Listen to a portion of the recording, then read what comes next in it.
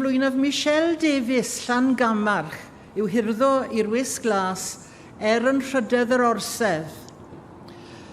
Gwnaeth Michelle lawer i sicrhau bod y Gymraeg yn ffynnu unwaith eto mewn ardal lle bu diriwiad dros y blynyddoedd, gan sicrhau llawer mwy o gyfleoedd i ieuenctid yr ardal gymdeithasu yn Gymraeg.